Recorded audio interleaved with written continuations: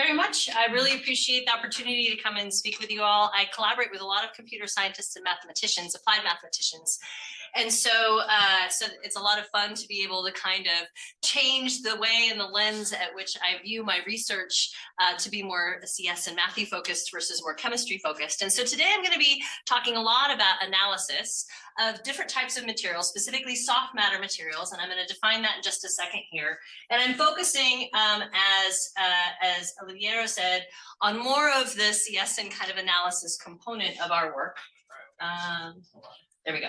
And so my interests really are about how to best integrate applied mathematics and computer science into chemistry.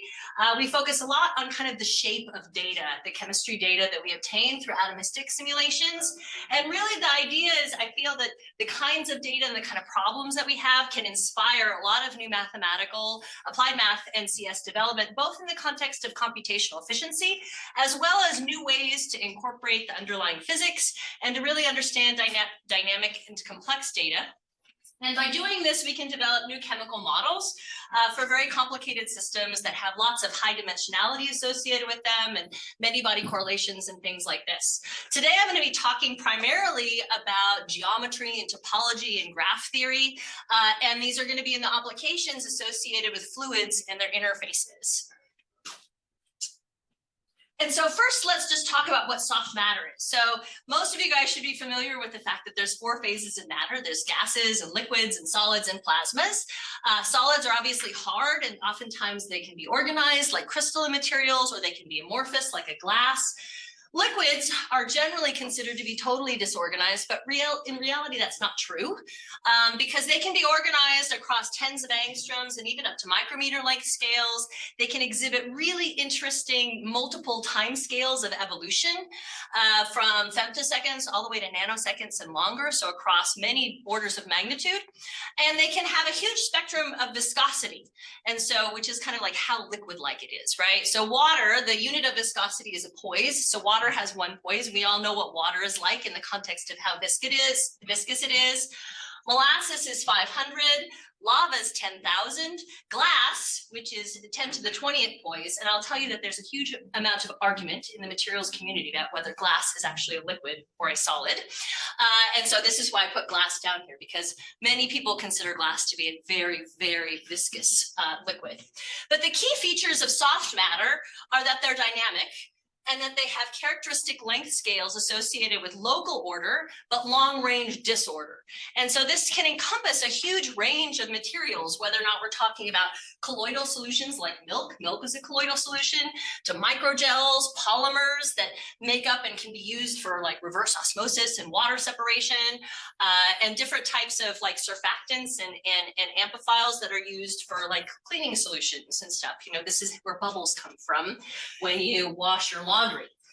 Now, the cool thing about soft matter is that there's a lot of really beautiful geometry associated with soft matter. So here's some pictures of liquid crystals, which are crystalline materials that organize but are liquid. Here's a oil and water emulsion. So imagine you take your favorite vinaigrette out of your refrigerator and shake it up, put it under a microscope, and it'll look like that. And even like lipid membranes that are occurring in your own body as part of your cells. They also have very interesting dynamic evolution. So imagine that vinaigrette again, and here's the emulsion, the little oil droplets in your water.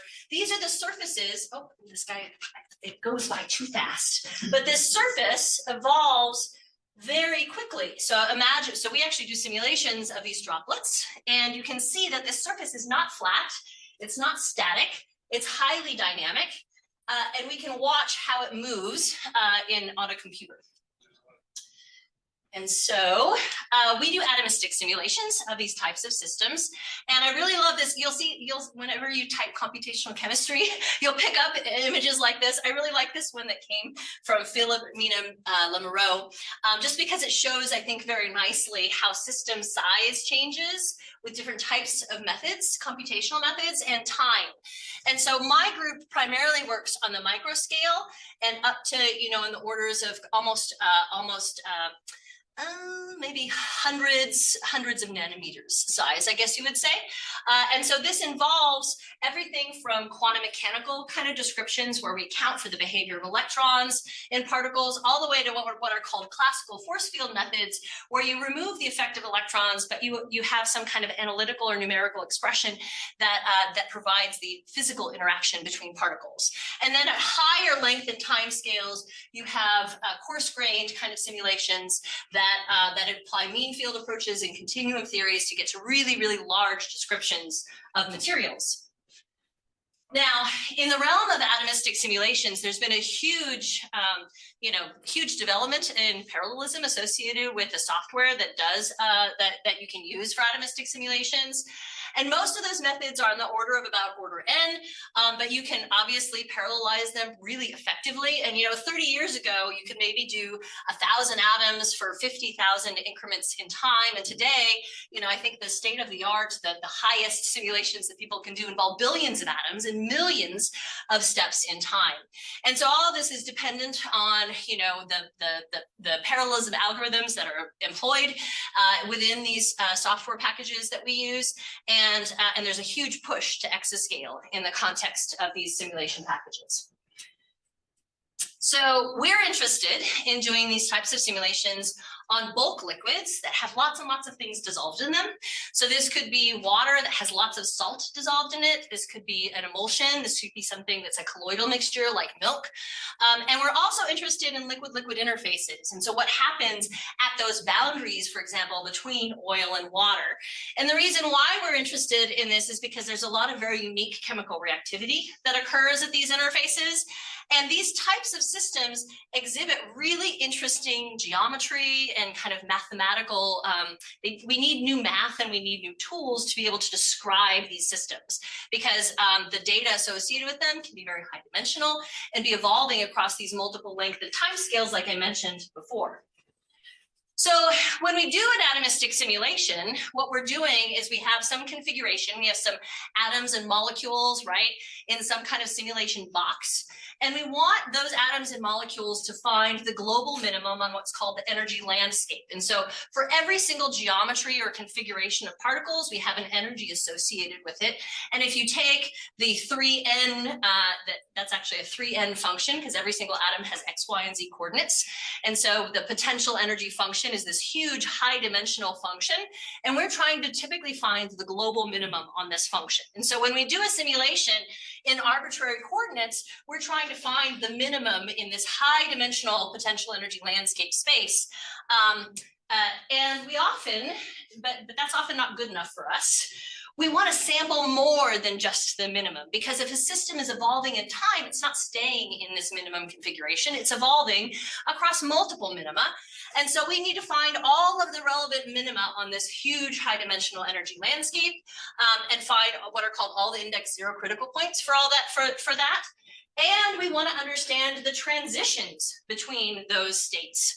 And so, now we've got, maybe hundreds or thousands of local minima, and there's all these transitions, these index 1 and higher order critical points that are connecting those configurations together. And so when we run an atomistic simulation, it is our goal to effectively sample all of that potential energy landscape.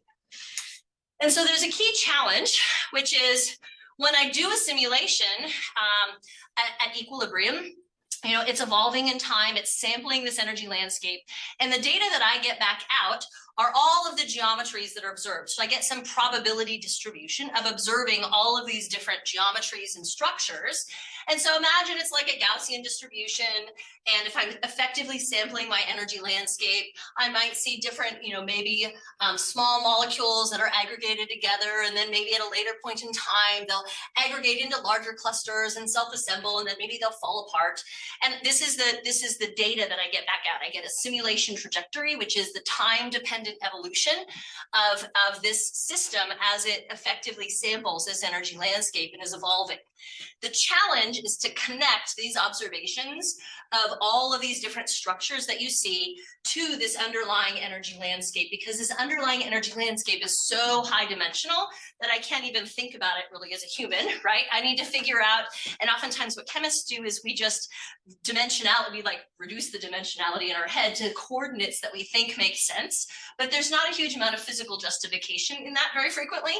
And so the challenge is, how do we define effectively these states of these soft matter systems, and then how do we connect it effectively to the energy landscape? And so in our lab, we've been working for quite a long time in considering kind of the shape of this data associated with these configurations and the space that they explore. And so we use a lot of graph theory and topological data analysis to do this. I love this image that came from the Mensch lab in Vienna, because it kind of nicely shows how you have point cloud data, which would be like the coordinates of all of the configurations of our atoms and molecules. And we can represent have these different representations that then allow us to then analyze the data in new ways. And so this is really going to be the crux of what I'm going to talk about with you today. So first, I'm going to talk about network representations of our point cloud data from our simulations. And so network or graph representations actually in chemistry have a very, very long history. They date back all the way to kind of the birth of chemistry itself, where people were making molecular graphs in the late 1800s. And in fact, one of the first papers was by Cayley, and they were trying to figure out and create generating functions that identified all possible connectivity patterns of carbon within what are called alkanes or tree alkanes that have a given number of nodes. So if every carbon is a node, what are all of, from a combinatorial or enumeration perspective, what's all of the possible arrangements that could occur?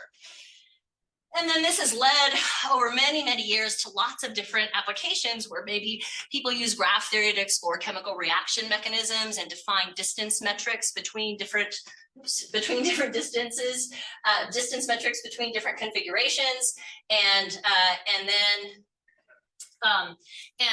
a lot of these ideas are very, very old. And so chemistry is kind of cool because it naturally has this graph theoretical or network kind of formalism associated with how we as chemists think about chemical phenomena. Obviously, associated with network analysis, there's a lot of descriptors that can be involved. And we've used and even developed a fair amount of local and non-local types of graph theoretical descriptors. We've used a lot of spectral graph theory to try and identify changes in connectivity patterns. This dates back over a decade now, where we, first we're trying to use spectral graph theory and Google's PageRank algorithm to determine geometries of atoms and molecules, all the way down to centrality measures that we've worked on more recently. So we've done quite a lot of work in descriptors in graph theory for chemical systems. More recently, we've been interested in trying to kind of zoom out and develop hierarchical or multi-scale network types of descriptions of chemical systems. And so if we create networks of interactions between particles or between molecules, how can we use hierarchical partitioning schemes to identify kind of larger macro structures? So imagine, your oil, water, vinaigrette. If I create a network of all of the interactions of all of the molecules in this oil, water, vinaigrette, can I use a partitioning scheme to identify all of the micelle structures that occur in this vinaigrette? And so, as I said before, we create networks of interactions between molecules in a graph theoretical kind of scheme. And so what the cool thing about this, obviously, is we can we add a lot of information to our network, and we have a lot of attributes associated with both nodes and edges that allows us to take kind of a total interaction network between all of the molecules in the system and decompose it into subgraphs based upon the type or the molecules that are involved. And so, for example, in this emulsion that I talked about where I shake my oil, water, vinaigrette, I'll have, for example, a hydrogen bond network associated solely with water. I'll have a hydrogen bond network associated with the oils interacting with the water. And if I have molecules, which are called surfactants, that kind of go to the surface of the oil-water interface, I'll have a hydrogen bond network, for example, of that. And so I can create all these subgraphs and do all these analyses associated with this. One of the cool things we can do in this hierarchical context and partitioning, we've been using modularity optimization quite a bit. to identify clusters in a kind of a generalized manner from this network. Obviously, I imagine many of you guys are familiar with modularity as an objective function for trying to minimize in a network the exterior connections that identified clusters have between themselves and maximize the internal connections that they have. And so we can do this in multiple passes to systematically coarse grain our network and obtain this hierarchical partitioning. And so this is an example of a really simple fluid that has two different types of particles in it that aggregate and kind of come together in different ways. And this is a visualization basically of the coarse grained clusters that have happened from a couple different passes in a simulation. Now, we recently collaborated with Ananth Kalyaraman from WSU, because I was at WSU for a long time, and Ananth does fantastic work and had worked on modularity optimization on temporal data. And so one of my students, Nitesh, who's now at Oak Ridge National Lab, paired up with one of Ananth's students to adapt basically this temporal notion of temporal communities with modularity optimization for analyzing our time-dependent data in a way that was really robust for chemical information. And so in the context of time-dependent modularity, we've got these communities that are growing and contracting in time. They can merge together, they can split, and so they can be born and they can die. And so there's this huge amount of complexity in the time evolution of the network. And so basically we define temporal communities that have user-defined constraints based upon changes to node composition. And so, the cool thing that Ananth had developed is they had increased the computational efficiency by using statistics of edge addition and deletion to make this a really effective, very fast algorithm. And so in time, we can see, for example, because there our communities or our clusters are growing and merging and dying and being born and all this kind of stuff, we can go through and we can identify communities that live for certain periods of time. We can track when they merge, we can track when they die and are born very effectively. And when we apply it to a chemical system, this is a chemical system where we have an oil-water interface and things are moving across this interface. We can identify highly dynamic communities that are associated if we have an oil phase in contact with a water phase. The water community is very, very dynamic. Hydrogen bonds break and form very, very quickly. So we can identify those temporal communities really easily. And we can see transitory communities that have different size and characteristic timescales, which are associated with the water molecules and the solutes that are being transported across that interface. And then we can have very long-lived communities associated with things that have moved into the organic phase. And so just from a time-dependent community analysis, we can partition our simulation into networks that are highly fluxional, networks that are kind of transitory and that represent this transport process, and ones that are very stable. And so this was a very useful kind of adaptation of modularity optimization for temporal data. The next thing I'm going to talk about is kind of a different approach. So we've done quite a lot of the work on graph theory. The next kind of component of this is work that's more based upon computational topology, where we're creating simplicial complexes out of our point cloud data. And so in the context of how you create this simplicial complex, we take our point cloud data, which is like our molecules or our atoms. We have a ball radius that is focused on each one of those points, and then we grow that ball radius and we look and see how the components of connectivity change as we create this simplicial complex, and this is known as persistent homology. And so what happens is you get these distance filtered graphs as a consequence of the radius of the ball that you have put on your point cloud. And so initially, maybe I'll have carbon atoms, say for example, in my simulation, they're just points. I have a radius on them, maybe at 6 angstrom radius. Some of these balls start to merge together. I form an edge. I increase the radius, I get more edges. Eventually I get holes and cycles that form in this distance filtered graph. Then I get faces that can be glued together kind of in the form of a tetrahedra to form these simplicial complexes. And I get a persistence barcode that is a result that is keeping track of the components, both the 0-dimensional components, which are my original components, as well as 1- and 2-dimensional components, which are these holes that are being formed in the data. So I can record how these components are changing. And this is kind of a unique fingerprint of a 3-dimensional arrangement of my particles in my simulation. And we've applied this to a number of chemical systems. So for example, if I have an oil and water emulsion, which is like my vinaigrette, and I'm interested in how the structure of the oil influences those spheres that form in the vinaigrette, here are a couple different oil kind of molecules, I can use persistent homology to see how the structure and the shape of those oil molecules is impacting the assembly process in kind of this phase diagram kind of perspective, where I can systematically tune the structure of these oil molecules and the relative concentrations. So complementary to persistent homology, which is based upon point cloud data, is sub or super level set persistent homology, which is related to functions. But so instead of our filtration being based upon distance, it's now based upon whatever the variable is associated with our function. And if we start from the lowest to the highest point in my function, this is called the sublevel set. So imagine I have some function and I'm starting out and I've got a single component that is the global minimum in my function. And I'm filtrating up this way. You know, I've got one component, I increase my filtration to the next point in my variable space. Now I have a second component that emerges. And then there's a barrier between my two, an index one critical point between my two index zeros. When I filter over and get to a point in my filtration where I now go over the barrier, those two components merge together. And then I can keep on mapping out basically the shape of all of the critical points of my function in this barcode representation.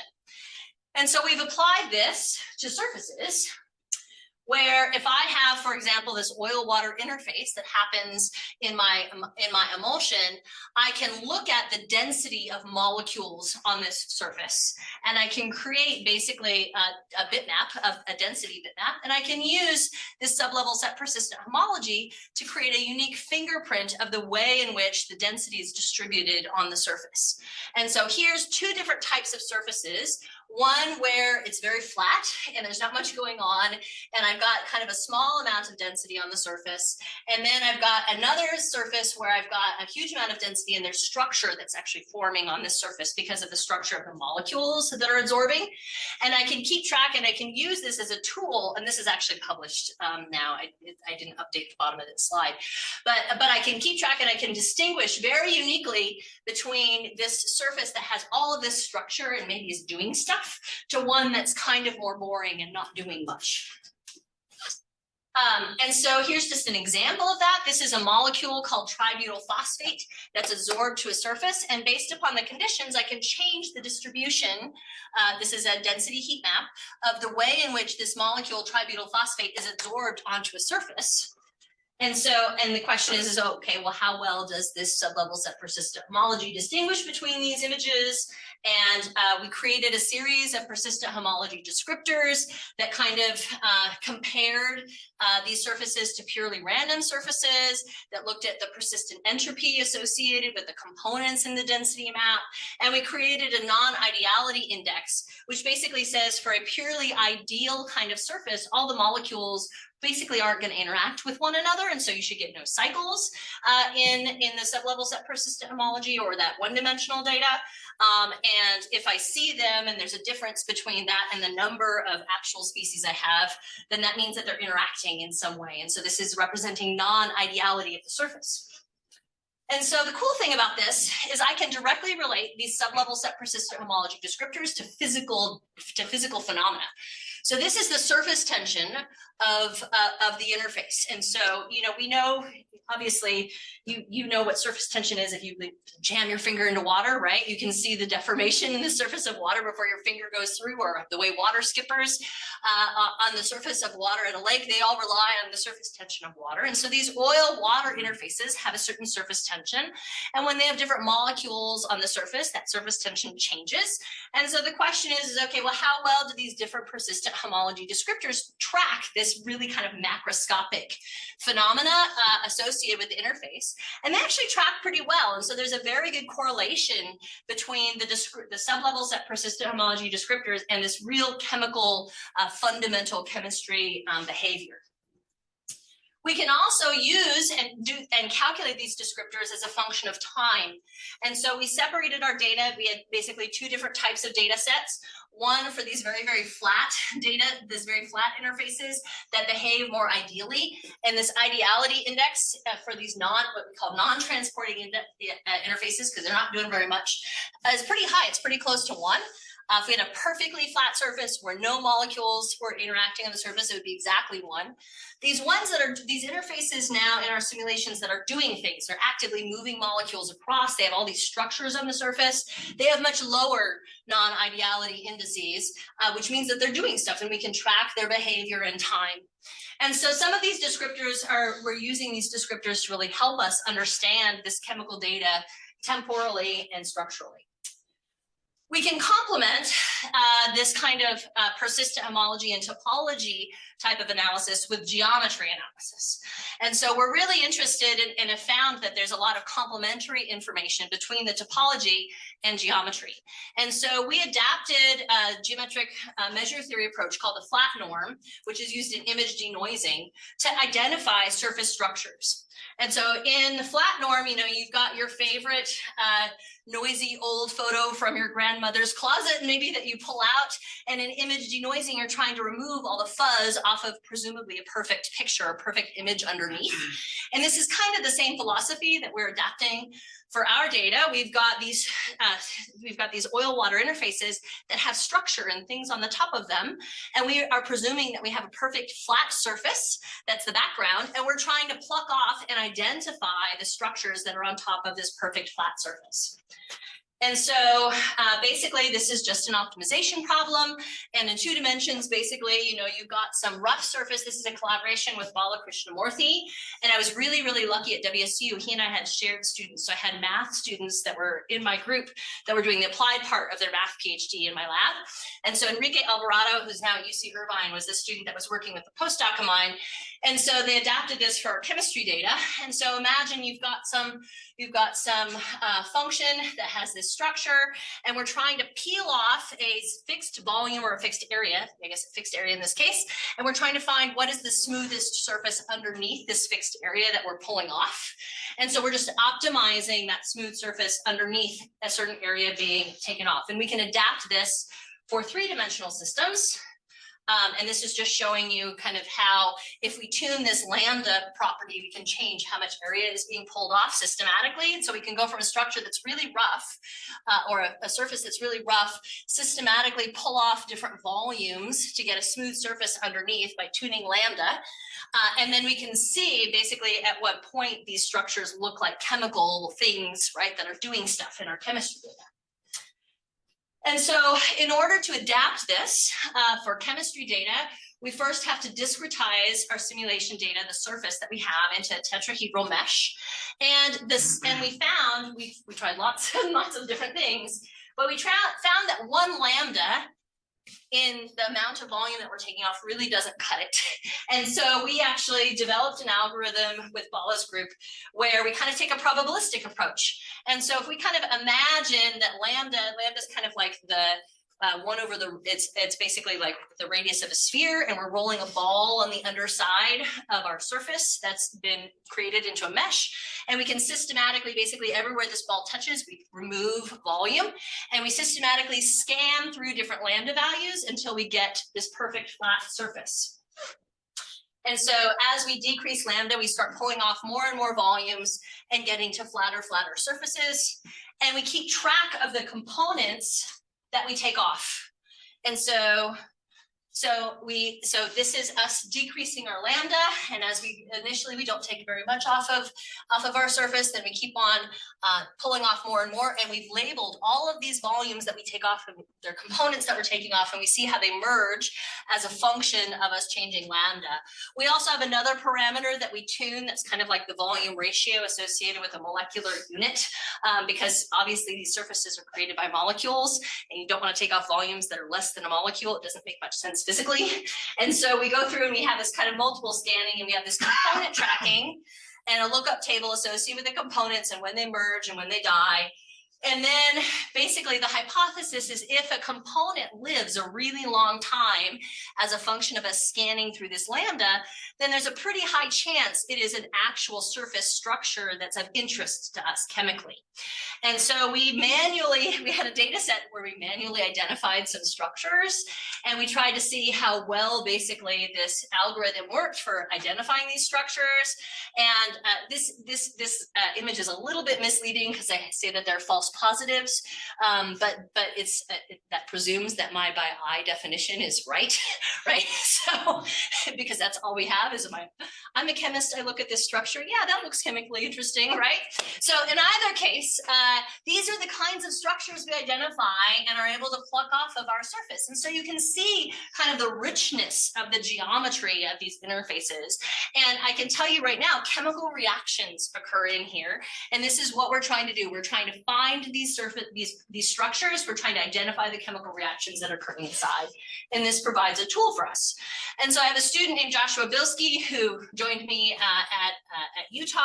And basically now that we have this ability to create these surfaces and pluck off these structures, he's basically going to be using persistent homology and developing classification algorithms of these structures so that then we can correlate it to reactivity. And this is just a construction. He loves these movies. He's been playing a lot with movies recently, and of the tetrahedralization. And this one was how these structures are moving on the surface in time. So we've accomplished kind of this first bullet point that I said was a key challenge, like how do we define different states? I've shown you a whole bunch of tools associated with how we can figure out different assemblies and different structures, all based upon graph theory, topology, and geometry. Now we are at the stage of how do we relate this to an energy landscape, right? I've got these structures, they move and evolve and grow over time, and they grow and change over time because of the roughness of the energy underneath them. And so we want to be able, and have been working really hard with Henry Adams, who was at Colorado State and just recently moved to the University of Florida, and as part of an NSF grant that we had, to develop descriptors or ways to characterize the topology of the energy landscape and try to create a dictionary basically between the structure and topology of the energy landscape and the structure and topology of the structures we have in our simulations. And so there are lots of representations of these energy landscapes that exist in the literature. One is called a merge tree. And so in a merge tree, basically, you start at the global minimum and you're just looking and creating a tree diagram of how the index 0 and index 1 critical points are connected. And so imagine I've got an energy landscape where these dots are my minima, and these connections are different critical points that are connecting those minima on this energy landscape of different values, okay? Now here's one energy landscape, and here's one merge tree for this energy landscape, and here's a different energy landscape, and it has the same merge tree. So a limitation of merge trees is that because they actually only encode the 0 and 1 critical points, they lose information about the energy landscape. And so you can have very different energy landscapes that have the exact same merge trees. And so we decided to apply sublevel set persistent homology to understanding the energy landscapes. And so this is kind of cool, right? Because I've already shown you how to use sublevel set persistent homology in the analysis of these interfaces. And so if I'm using the same mathematics, I've kind of got the same language that could be used to describe both energy landscapes and structures, which would make this dictionary concept a lot easier to kind of go through. So in sublevel set persistent homology of this energy landscape, I've got my global minimum, that's my component.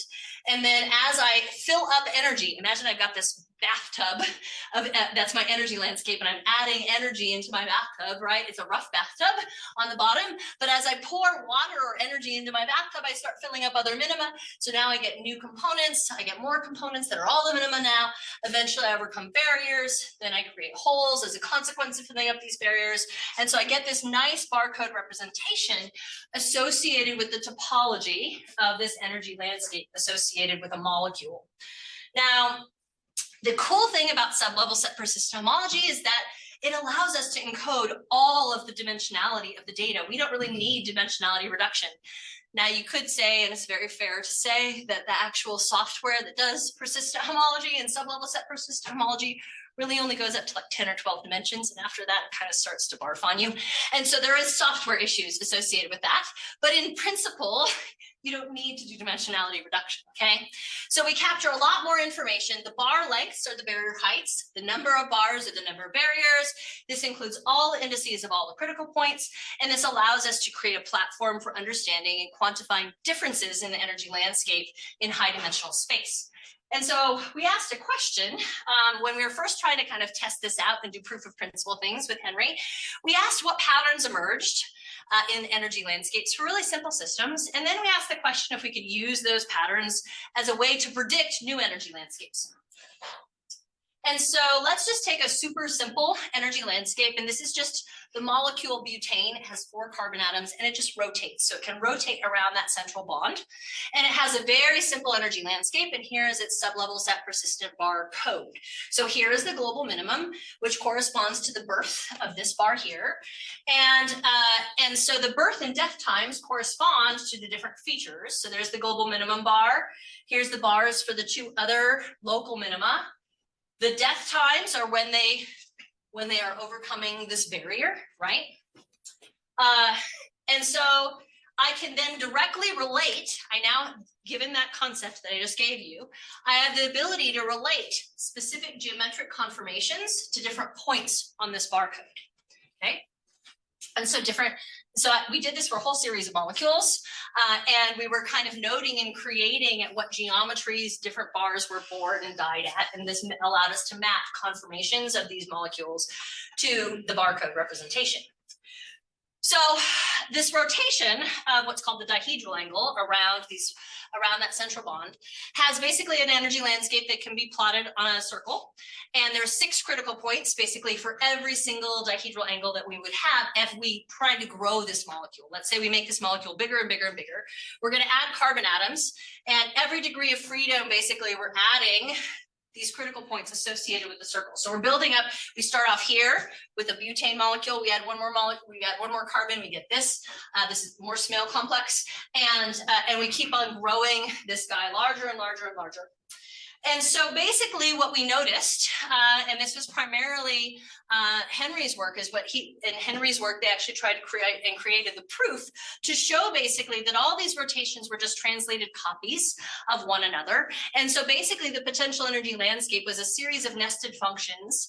We put a requirement basically that they were additive, okay? And so mathematically, his group was able to prove that the number of bars in all the dimensions could be proved for simple molecules like this alkane, where you're just adding carbon atoms. So then building upon that work, he had a different student, Brittany Story, who partnered up with my postdoc, Biswajit, and we tried to extend this basically to any additive potential, intramolecular potential. So within a single molecule, any additive potential, so that we could map out the energy landscape of any molecule moving in high dimensional space. And I'm skipping through a huge amount of information just because there's a lot of math here. But basically, we were able to prove, and Biswajit and Brittany worked really closely on this, that basically the sublevel set filtration is a tensor product over a series of what are called building block functions. So I can map out and I can create for any molecule the fundamental kind of building block energy functions that when I add them together, I get the total energy. And if I know those building block functions, I can predict what this super high dimensional energy landscape's topology is going to be. And so we did this for a series of branched alkanes that have different branching structures. And so we created these building block units. These are the building block units. These are the associated changes in energy as they rotate around one another. These are the barcodes associated with them. And basically, mathematically, using the Kunis formula, Henry's group was able to show that if you know the number of bars of each dimension in your building block, then there's a finite number of combinations for as you add them together. And so we can predict basically for any size molecule that we want that obeys this constraint that the function is additive, its topology, the topology of the energy landscape. And so here's this kind of combinatorial kind of approach. So here's a molecule. It's bigger than the molecules I've shown you before. These numbers here are just the number of connections to each of the carbon atoms. But the cool thing about this, and I think this is an incredibly instructive picture, is so we have 7 dihedral angles. So we have a 7-dimensional dihedral angle potential energy landscape. There are 840,000 critical points on this energy landscape for this relatively simple molecule. There's 32 global minima. There's 186 local minima that are under a kcal per mole. So this means they're all very, very close in energy. And if you wanted to go up to 2.7 kcals per mole, which is kind of close to like room temperature, you are going over 1,200 critical points before you have 1,200 index 0 minima before you go over any barriers. So in either case, this shows you the huge amount of dimensionality associated in the topological richness, right, of these potential energy landscapes, even for relatively simple molecules. And we can also show how the topology will change as a function of addition or chemical reactions by tracking the new features that are formed in there. And so there's a huge amount of work to do. I feel like we've made a lot of progress in the context of characterizing all these different states and learning about patterns in energy landscapes. We are still really actively working in this energy landscape piece because what I showed you was for really simple molecules, not even like water solutions, right? And so we're really trying to build up a lot of the software and a lot of the mathematics to be able to allow this sublevel set persistent homology of energy landscapes to be connected in this kind of dictionary way to the structures that we form. And so with that, I'll just stop. This is my group at Utah. I had a whole pile of students. I was showing all of the students that participated in all the work you saw. This is my Utah group. So it's been an interesting kind of transformation of my lab from WCU to the University of Utah. Joshua, you saw he's continuing a lot of this persistent homology work. So actually is Jackson, and we've got a little bit of partnership of this with machine learning with Leonardo. And so this work was funded by the Department of Energy in our separations program, as well as NSF. We had an HDR frameworks grant that funded the collaboration with myself and Henry and Bala on a lot of the sublevel set persistent homology for energy landscapes. And so with that, I'm happy to answer any questions and hopefully pique your interest at least a little bit. So thank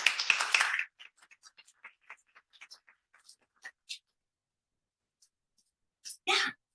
Thank you. Very interesting talk. I was wondering, what do you think about using graph neural networks in representing those topologies? Yeah. So there's lots of ways you could use graph neural networks in the stuff that I talked about, right? There's the graph neural networks, just using graph representations of the molecules themselves. And that is a little bit challenging because those molecules are so dynamic and the graphs change so much. And so like if you worked on solid crystalline materials, graph neural network representations of crystals works fantastic. For soft matter, it's a bit more of a challenge. Now, you're right, you do have a graph representation of an energy landscape, right? And that, I think, is actually very interesting. And in fact, kind of in our sublevel system homology, we're actually doing this filtered graph, right, in energy. And so we had as an aspiration that we would try to do machine learning with those graph representations. It didn't quite come to fruition. It's still something I would really like to tackle and be interested in doing. We just have not had the manpower or time yet to try. So, yeah. Yeah, but I think the outcome from graph representation is not as satisfying as seeing it more code. This is true. Yeah. So you're right. I think the thing we would be trying to do if we were doing a graph neural network would be like if we fed it a whole bunch of graphs of a whole bunch of different potential energy landscapes and maybe had information like on the side about the molecular structures, then maybe if we change the molecular structure, we could predict a new topology without having to do like this combinatorial stuff that I just showed you. Yeah.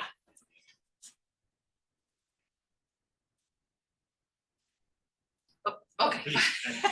Yes. I love this work, Dr. Clark. Oh, thank you. I was curious, are the if you look at like the decorrelation times in the persistent the pHs, for Okay.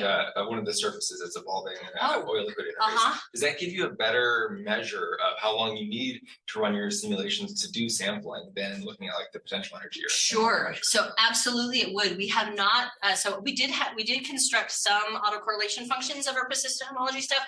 I did not include that in here, but you're absolutely right, because that does tell you basically the characteristic lifetime of those features. And yes, we could then tune how much, how long we have to run our simulations, and also how frequently we have to collect data, because obviously if you're running these really big simulations, you get a huge amount of data, and so anything that we can do to help mitigate that.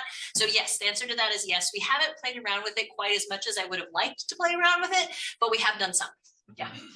And it also raises kind of questions about like, so we know like the length scales and the time scales, these different features that are dynamically appearing and disappearing over the course of the simulations. But like StatMech tells us that all of these features are properties of the system at equilibrium, and they're all in equilibrium with each other. And so like, does this like, could it inform like parallel like simulations of different volumes that are like exchanging information with like that, like, so that's an interesting question. So we do both equilibrium and non-equilibrium simulations, and so obviously at equilibrium, everything you said is totally correct. At non-equilibrium, part of what we're trying to get at is more the kind of how can we bias the simulations to get more of the structures that we want that are rare bits, right? And so at equilibrium, I hadn't thought about trying to put that. I could imagine how, if you had really good descriptors of the surface, you could put it into kind of like a partition function kind of framework, right? And try to start correlating. And I'm thinking more on the StatMech side, not on the dynamic side, but I could see how maybe you could try to then get more like thermodynamic properties associated with the interface. One thing we have done that's a little bit related to that is in these surfaces, because we are getting really good information about the surface deformation, we've started to plug that in and look at relationships between surface deformation and surface tension. And there's a well-known expression that it's like, what is it? The free energy of deformation is equal to the change in area over the surface tension, but that doesn't hold all the time. And so we've started investigating when that fails and trying to think about when these descriptors maybe kind of help with that. Does that kind of answer what you're going for? Okay, yeah. Oh my goodness. Okay, you in the back first. You mentioned that the software starts breaking down at certain dimension threshold. Are there any thoughts to what the source of those errors are? Is anybody working on correcting those? I think it's a computational efficiency problem, not an error problem. And so it just becomes super, super slow. And so the primary software we use is Goody. And to tell you the truth, there's like one person who's maintaining Goody, and we haven't pushed kind of the CS side and thinking about how to make that algorithm faster. I think that there's both a memory issue and then also a parallelization issue associated with that. But we haven't, this is kind of like something that's become a problem that's been more recently kind of observed. And so I would say we're very open to collaborations with people who want to try and make that better. Yeah. There was another question coming here. Yes. I wanted to ask, what kind of computing power do you need to run these simulations? Yeah. So for a lot of the data that I showed, we're using anywhere from 300 to 2,000 CPUs in an HPC kind of framework. So we occasionally, in some of our really large simulations, we need to use a leadership class computing facility where maybe we're using 5 to 10,000 cores, but that's kind of rare. We like save those for like when you've got something really, really challenging. So I would say most of the time it's about that. And then, these simulations will maybe run, we can get through, I'm trying to think of the number of steps per processor time, and that number I don't have off the top of my head. But let's say for a typical equilibration, maybe it'll take like a week on 1,000 cores to get through the full process and then have production data for us to analyze. And our production data is typically 40 to 100,000 snapshots of our chemical system evolving in time, with like maybe 10,000 to 20,000 nodes. How much memory does this take up? So it doesn't actually take, so running these simulations, the classical simulations don't take a huge amount of memory because you're not like really you're just integrating Newton's equations of motion. So for every single geometry, you figure out what the energy is and what the force, and then you use that to move in time, and you record the force and the velocities and the positions. But if you were doing like a quantum mechanical calculation with what's called ab initio molecular dynamics, there you have to store integrals in order to solve the energy, and those get huge. You get like terabytes, it gets really big. So, so for the classical simulations, the memory requirements are not so much more, it's more about the parallelization. And Yeah. how much disk space does this take up? So like our trajectories, those trajectories that I said that were maybe like, I don't know, 100,000 snapshots or something like that, for a system that has maybe 50,000 nodes or something like that. Maybe that's, maybe half a terabyte. It's in the hundreds of gigabytes. You know what I mean? Yeah, if we were doing, occasionally my students need to save information really, really regularly. And there, like maybe you have like 500,000 snapshots, and there it'll be like a terabyte worth of hard disk space. Wow. Yeah. That's big. Yeah. So this just confirms my assumption that the computationally demanding part is still the classical molecular dynamics. So your cross-processing is not, I mean, you don't need the supercomputers for that, or is that so the post-processing is embarrassingly parallelized because we can analyze one snapshot at a time. It does require a fair amount of hard disk space depending on how much we want to store in memory versus write to disk. This is kind of an active area where we have a software program that does our post-processing called Chem Networks that does all the graph theory stuff. And we're doing a huge rewrite of Chem Networks right now to make it more efficient, so we can store more in memory and don't have to write as many files. Because anyone who's written more than maybe 10,000 files to disk, you know, all of a sudden LS doesn't work. You know what I mean? Like basic Linux functions, you have to do all sorts of weird things when you have huge numbers of files. So it becomes kind of a pain in the butt. Yeah. Yes.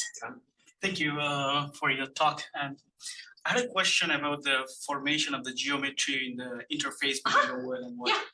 So when you say the formation of those geometry due to the chemical reactions, so how did you define those chemical reactions? Is a predefined formula to do those chemical reactions, or you did some quantum mechanism? So there's kind of two pieces to that. One is, so those structures, they form in our simulation, right? So we can identify the structures like I showed you, and then when we've identified them, we can then look more deeply into them and observe what's happening inside. And so sometimes you're right, we might need to do something to help identify if a reaction is occurring. So maybe we would use a molecular graph to see if bond connectivity patterns change inside that structure. But the hard part is identifying the structures, and then zooming in and finding out what's happening inside is not the hard part. And this is just because, you know, I think it's fair to say that, and maybe I'm missing someone in the literature, but I would say that it's probably fair to say that before we developed the software for doing kind of this analysis of identifying all these surface structures, people were doing this by eye. And so, you know, maybe they'd say, oh, hey, I ran this simulation and I saw, you know, maybe 100 of these things, right? But it's not practical to you can't get good statistics from this, right?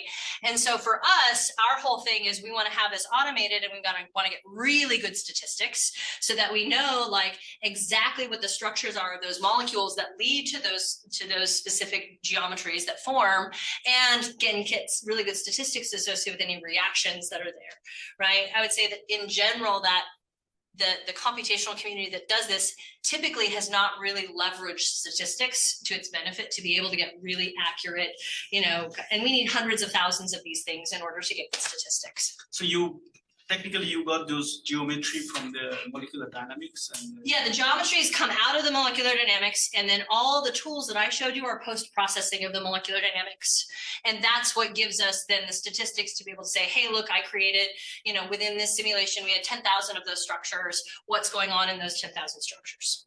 Yeah. Yes. Are these algorithms all deterministic? Yes. Yeah. Have you incorporated much machine learning concepts into No. Not yet. That's the next phase. Well, yeah, we would like to. I think the question is, my kind of shtick is more, is I really want to maintain interpretability, right? And that's kind of the key thing there. And so we're being very selective about the way in which we try to apply machine learning. Yeah. Yes. I have probably 20 questions. It's okay. We got lots of time to talk. No, I think for the sake of the colloquium, I'll only ask a couple, and then we'll discuss all the others. Sounds good. All at lunch. During Yes. lunch, yes. So one question that I have is, so do you expect chemical reactions on these protrusions in the interface Yes. to happen on a time scale that is compatible with the evolution of the protrusion, or are much faster? So that's a very good question. So it depends on the type of chemical reaction, right? So transport processes involve the protrusion itself, and most of the time, and like a metal ligand complex. So a lot of what happens is you've got some metal ion, you've got this surfactant that's on the surface. The metal ion goes into this. The surfactant binds to it, and there's like a self-assembly process that occurs, and then it buds off and moves into the organic phase. So that is all on the time scale associated with the simulations. If we were interested in different types of reactions, like proton transfer, things like this, any redox reactions, things like that, then we need to try and do some kind of ab initio molecular dynamics to try and capture that. And we occasionally do subsampling, where we'll pull from our classical simulations and then do AIMD. But we've learned a lot about like finite effects and things like this in these simulations classically, and so you don't get the same organization if you do like a small mini AIMD simulation of this surface as you do classically. And so there's a lot of real challenges with kind of bridging those time scales and length scales. And then on the very last topic, which I find super interesting, this way of representing potential energy surfaces. And so I think one of the main assumptions there is the fact that you can build. Yes, the additive piece is a big deal. That probably is a big limitation. It is a big limitation. I agree. On the other hand, assuming that you can do it, then you are still trying to predict potential energy surfaces, right? Well, we're trying to predict the topology of the potential energy surface. We don't get the actual surface, right? No, but is that good enough to allow you to predict the entropy of these systems? Because so entropy is somehow related to the size of the space that is accessible. Yes. And so we weren't really trying to go that route.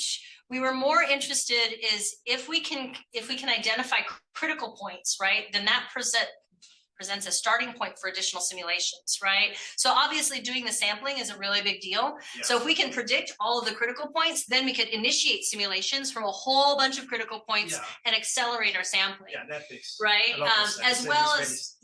As well as also trying to understand like relationships like, oh, if I add, let's say I change the solvent system, how does the topology change, right? How does it maybe change competitive interactions and things like that? I hadn't thought about it in the context of entropy. I'll need to noodle on that, I think, more. It looks to me like it can give you access to that part of the information because it's really related to how many configurations you can Sure. So it feels like, you have sort of an easy way of predicting that. Yeah, I thought about it more in the context of trying to use descriptors to construct partition functions. I hadn't thought about it in the topology of the energy landscape part. Yeah. So one last question, and then I think we'll do that.